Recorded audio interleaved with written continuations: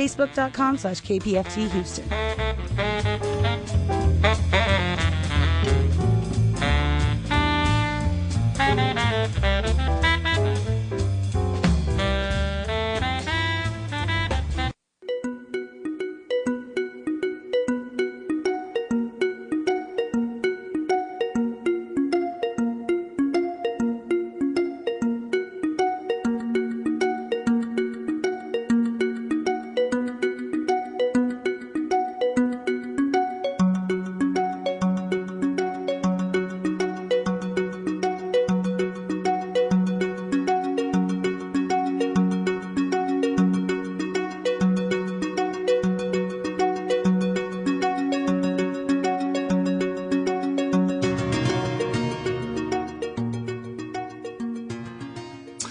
That unruffled beat of Clouds Below Your Knees by Ray Lynch means it's Thursday, 10 p.m., and time for the Always Live So What's Your Story, the only program originating in Houston that is devoted entirely to storytelling, where tellers, from starters to the seasoned, take us on astounding journeys with profound personal narratives, enchanting folk tales, and everything imaginable in between, only on listener-sponsored KPFT 90.1 FM.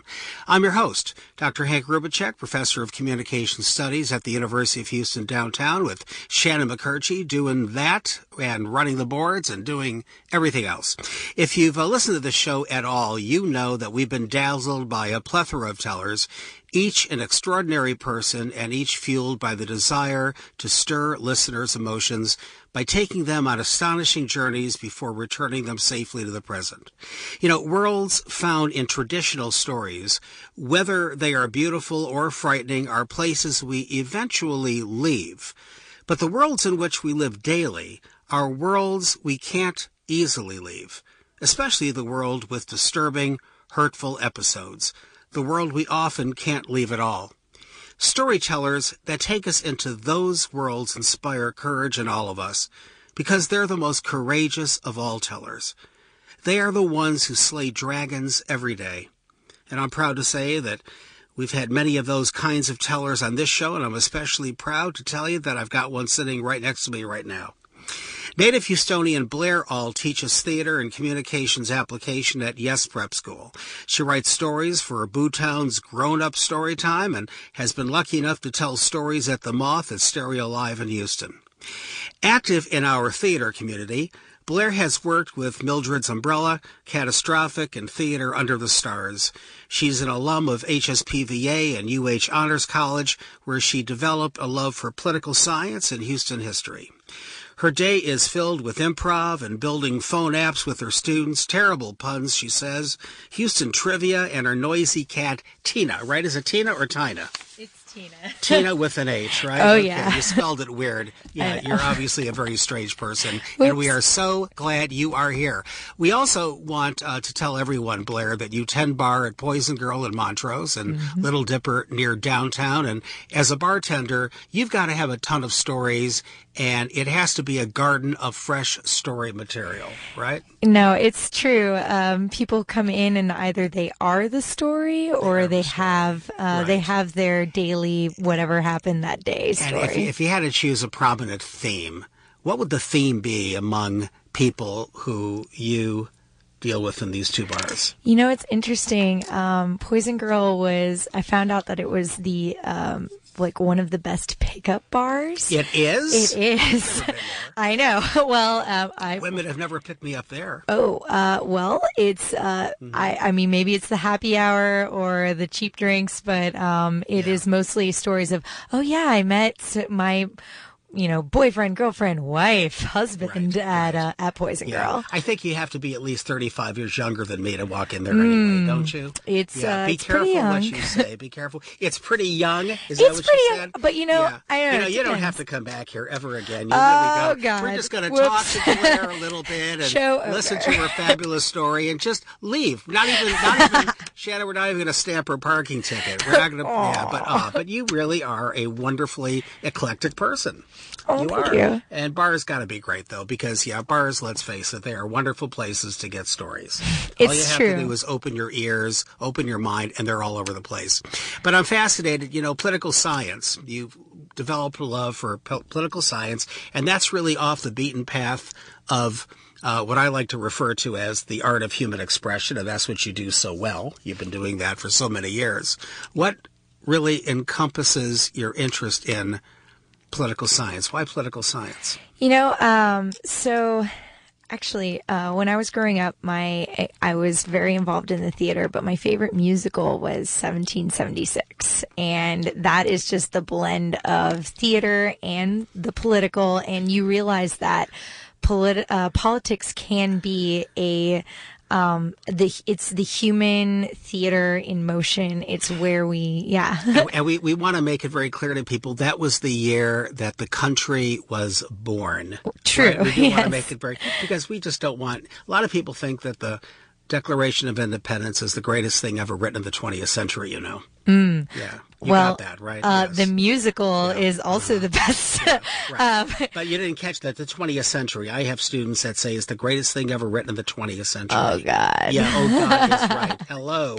Right. So when we say what 1776 is, don't laugh. I think people probably want to know. But why is it your favorite musical? I love that musical too. It's got the clever wit, it's got the heart, it's got the passion, and it's true. It's the birth of when you see a bunch of men come together and create something that now is just, it's my life, it's your life, it's everyone's life. Well said. Well said. And you're into Houston trivia. I really am.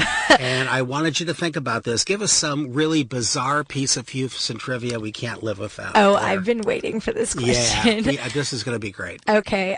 So actually, if you think about it, most of our cultural institutions in Houston were brought about by by women. So Julia Idison was actually one of she was the Houstonian women that I hold close to my heart. She really put our Houston library system into being one of the best library systems in the country. Yeah. And she actually did this by with the other women suffragists in Houston at the time. Like right when women got the right to vote is when Julia Idison was able to get this petition on the ballot, and they were able to fund libraries, which is hilarious for Houston because we don't really fund a lot of things like libraries. But at the time, she put our Houston library system at the top of the. That is so cool. Yeah. It's a magnificent city, really. We don't really know how rich the city is in terms of the kind of cultural richness in particular I have found to be as devastating, really. It's super underrated, and I kind of like that. It is. It really is. You've been in the Moth a lot of times, right? That's where you were discovered by us, I might add, and Pride was one of the themes. What were a couple of the other themes that you had to treat? Well, the first one I went to was Firsts. And I know that they've had... oh man, they've just had so many that are good. I know they had one that. Well, they had one that was like Fathers, and that was one where I actually, And the one you're dealing with tonight, was born from the concept of pride, and this is a beautiful story that you're about to tell us. It's a very tender, very intimate story in my mind, and it takes a lot of courage to tell this story, especially to a pedestrian audience like you find at the Moth, and you're going to be sharing it with us for the first time on the radio. True. Right? And you dug deep. And if you're ready, we really want to hear this. Please. Okay. All right. Well, in 2011, I was accepted into Teach for America. I taught in the Bronx for 6 weeks, and I accepted a teaching position to teach sophomore English, and I had an abortion.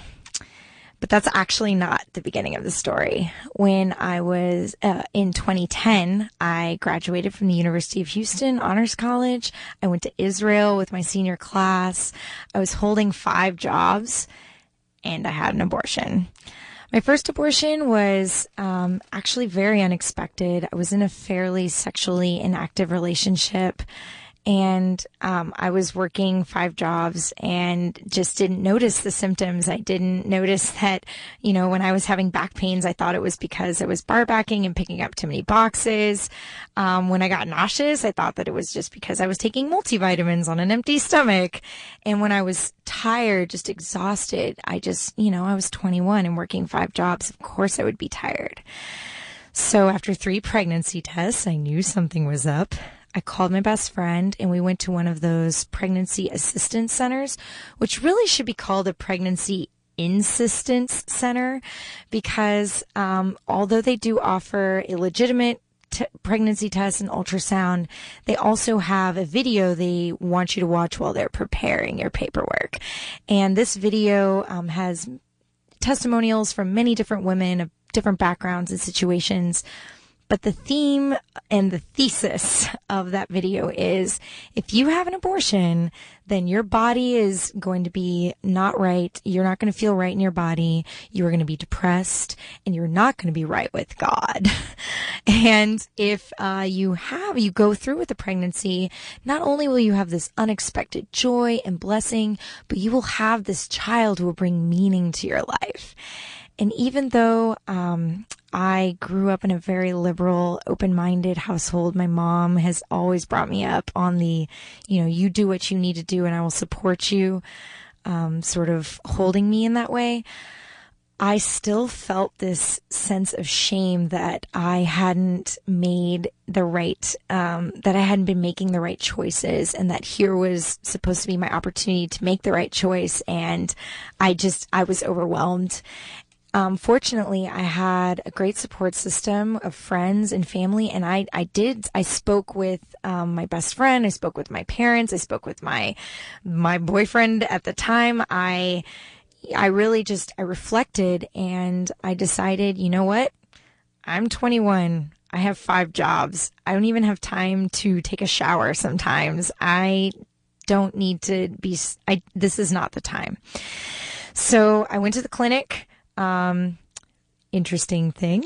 Took this, so if you have a surgical abortion, which is what happens if you're far enough along, you take a pill, which actually makes you forget the whole experience, except the things I do remember is I was waiting in this hallway with all these other women, and all they had on the TV were these screensavers with, it was like an aquarium. And so my last thought before going into the room was, do they think that pregnant women are cats? 'Cause the aquarium. But after 12 hours of sleep and some cramping, I woke up, and while it was uncomfortable and while I was still feeling a little just out of it, I knew, you know what? This has been the right decision. And so I probably wouldn't have even thought about it anymore, except a year later, I was in the middle of my first semester of teaching, and I noticed the symptoms right off. I was more sexually active, but with the stress of being in your first year of teaching, I know that I just missed a couple doses of my birth control. And sure enough, just catching those symptoms, I had to call my boyfriend, and because I knew I wouldn't be able to hide it from him, and just tell him, you know what, I've gotten myself into this situation again. And I was that was the moment of on the floor shame and crying, because, I had just gone through this experience. I felt like there was going to be nobody cutting me slack. I felt like I was going to be judged. I didn't share with anybody. In fact, people who may be listening to this story tonight will be surprised. And I was alone for the most part outside of that relationship. I didn't feel like I could tell anyone. It was ridiculous. I was even a teacher. I was in a place of authority with students, with children who might be struggling with these sorts of issues. And here I was messing it up again.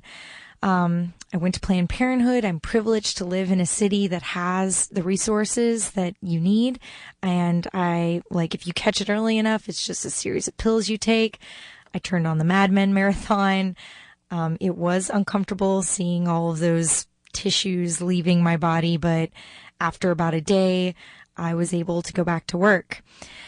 But the thing is, The reason why I wanted to tell this story is I really wish that this wasn't a story. I really wish that I could have just told my place of work that I was having an abortion and I would be out for a couple days. I really wish that I didn't feel that shame on myself, because actually that was the right decision for me. I'm 25. I have a great job. I own a house. And those things I wouldn't have been able to accomplish that if I'd been trying to take care of somebody else. I was able to take care of myself, and that has brought me so many gifts. And so, when I went to tell the story in front of 100 people at the Moth and the theme was pride, I am proud of myself for making those decisions. But my shame still lies in the fact that, I live in a state that is making it harder for people who, if I was 21, 22 and I had to drive 4 hours and I had to pay a bunch of money, I don't know that I would have been able to accomplish that. So, thank you for letting me tell this story. Oh, thank you. Thank you. How do you feel about this now that you've told it? You know what? How do you feel? I feel really good. Do you? I do. And you should. You really should. Oh, thank you. You really should. And we're going to talk about why in just a minute. This is Hank Rubincheck with Shannon McCurchie, and you are listening to guest teller Blair Ault share her gripping narrative on So What's Your Story, only on KPFT 90.1 FM Houston, or kpft.org if you're listening online.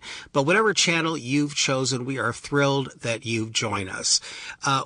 Blair, what do you want our listeners to draw from your story? I know there are many things, I do, but if you had to identify one major premise, one parable, what is one thing that you really would like us to draw from your story, please? I mean, I guess it's just the fact that even when I was when I was going through my process of thinking about, should I have an abortion? Should I go through and have a child? What should I do? I didn't have a lot of stories to draw on. Mm-hmm. The stories that I heard were from that video with women who were, So I wish that, if anything, women, if you have this story to tell, we should be able to talk about it. Yeah.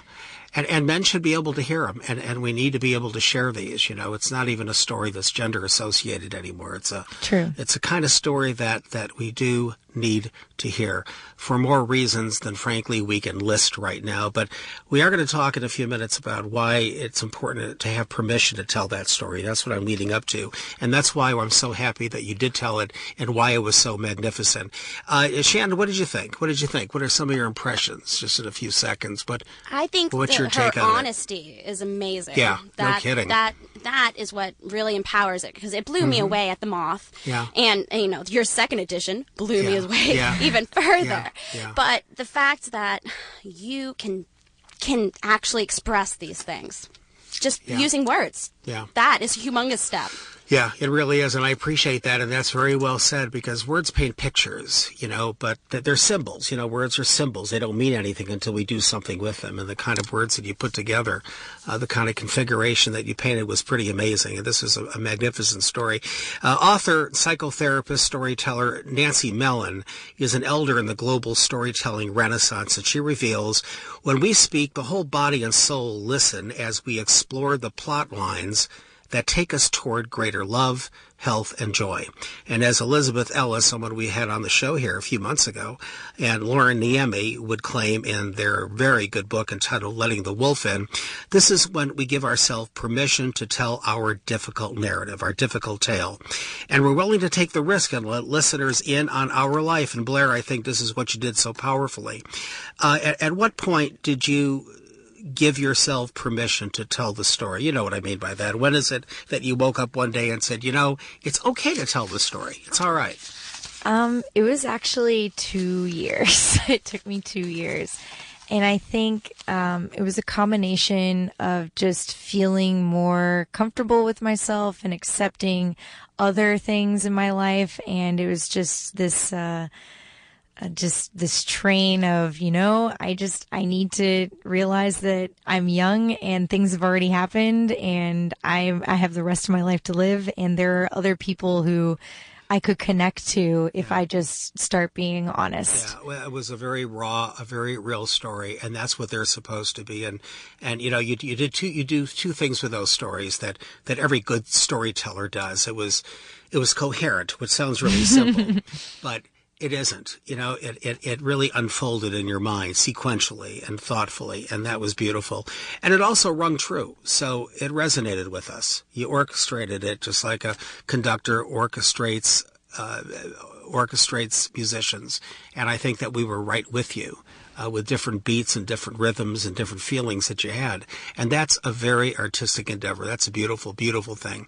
And it did take a risk, and we're so happy you did. But Shannon, there is no risk in claiming to know the best place to learn to love all sorts of stories. It's with our sponsor, the Houston Storyteller Guild, right? And Shannon, you have my permission to remind the world when and where they meet, please. Hank, they meet the third Tuesday of every month at 7 to 8:30 at the Multi-Service Center at 1475 West Gray. And you want to also check out their site at www.houstonstorytellers.org for all the fun happenings like Skyline Screamers coming up on Friday, October 31st. That is Halloween. 7 o'clock p.m. at Marmion Park at 18th and Heights Boulevard. It is free. And I don't know if I mentioned this, but it is free. And it's fun. And it's frightening. And we have a lineup of very menacing tellers. So bring your blankies to hide under when you get scared. And you'll be scared. Be very afraid. Be very afraid. Among other things, Shannon is the guest relations maven for So What's Your Story and fields our Facebook page with aplomb. Shannon, what can we find when we look at your brilliant creative work on that magnificent page, please? Well, Hank, we can find guest information, storytelling news about festivals and upcoming conferences, and a little bit about our own events, the Encounters with Nature storytelling event this Saturday. Yeah. From 6 to 9. Yeah. At the Edith L. Moore Nature Sanctuary. It's a great event. I'm going to be out of town, and I'm glad because I have a hype. I'm pollen. It's a lot of pollen. Pollen is the season. So for those of you who have heavy allergies, you might want to think twice about the Nature Festival, but that's just me. My idea of roughing it is when room service is late. So the idea of going outside and I'll be there. Okay, you'll be there? All right. Okay, very good. Very, very good.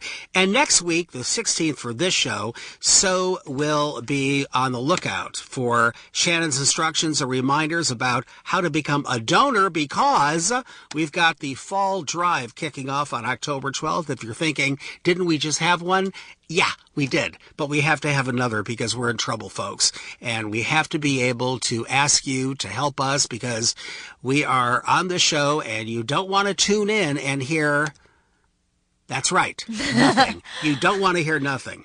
Now, you don't have to wait until next week to help us out. Just go to kpft.org and then to donate, select a method of payment, and then scroll to So What's Your Story as the show we hope you designate as the one you want to support. When this show was aired once a month as an open journal, you said, Hank, you know what? This is too good for once a month. How about every week? Well, we made that happen, didn't we? And I want to keep it that way. You see, we're paid only with our passion for bringing you the best programs available. And we need you to help us keep storytelling alive on Houston radio.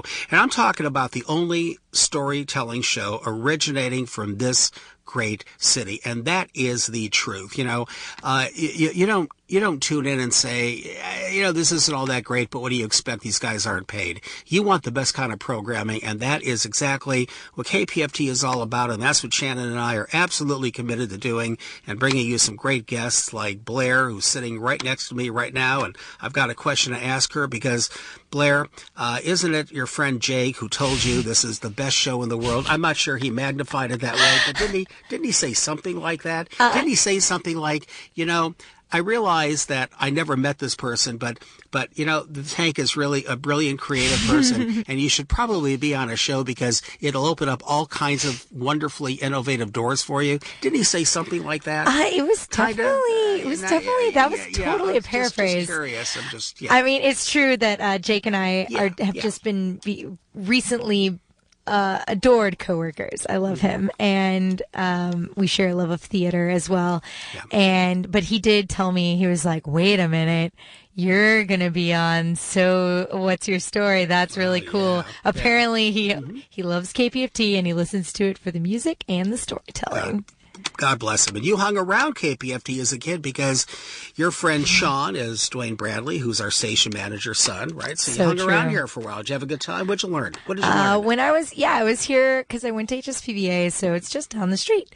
And when Sean and I were friends, we would just kind of hang out. And this is just such a cool place. Super cool people, and I just couldn't imagine Montrose without it. And I do appreciate that. You know, we're joking around here, but not really, because this really is a very cool place. It's a real artistic haven. It is.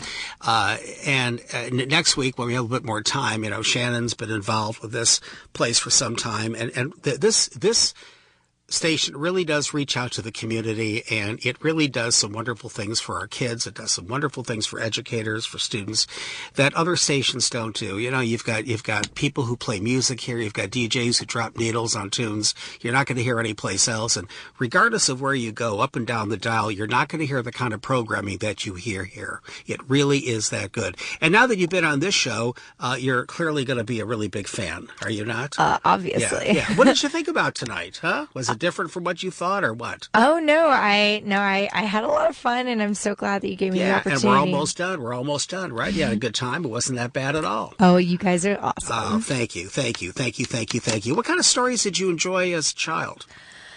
Well, actually, one of my favorite stories was, okay, this is sort of childish, but really true and close to my heart. We're talking about children, so that's it's true. It should be childish. You're 7 at the time. Wow. Yeah. Actually, so Danny and the Dinosaur was one of my favorite books growing up because my grandmother would read it.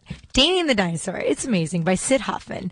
Okay. Okay. All No, right. no, follow me with this. Okay. So it's actually a very simple book about this boy who goes on this adventure with this dinosaur, but it somehow inspired random uninsatiable laughter between my grandmother and I. It was my first introduction into absurdist humor. Wow. What kind of dinosaur is really into words? This is a good question. A thesaurus. Oh, God. Now, no, listen, no. I told you. Yeah, okay, all right. That's awesome. All right. No, Thank you. terrible All right, pun me. All Love right. that. Yeah, I know. I'm like 9. All right. Listen, I told you that we really love to reach out and have our kids on the show, and they have a wonderful time. And we have a lot of kids from Johnson Middle School coming on.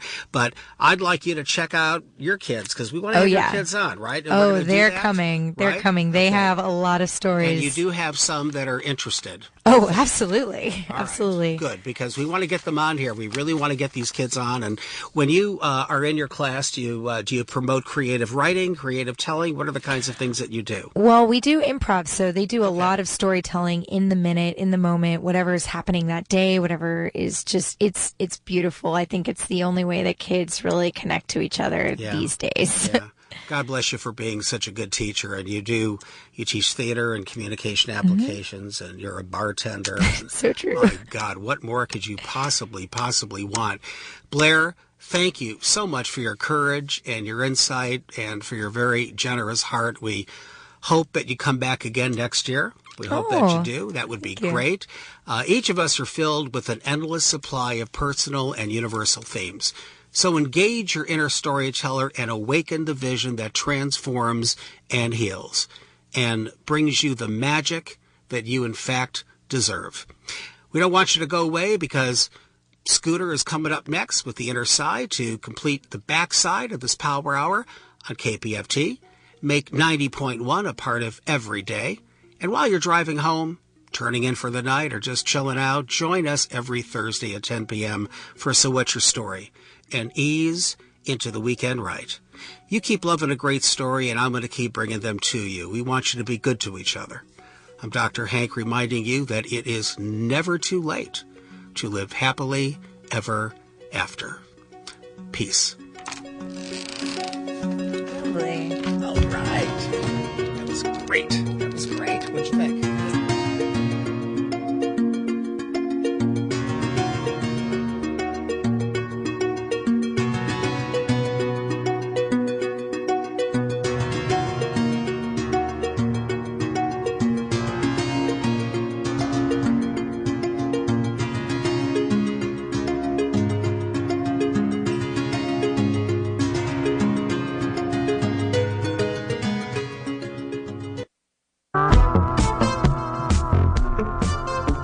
Artist Boat is spearheading a beautification program on Galveston's historic seawall, and they're issuing a call for design proposals for 7 benches along the seawall. Project SIT, Seawall Interpretive Trail, transforming concrete benches along the seawall with educational mosaics highlighting Galveston's ecology, economy, and history.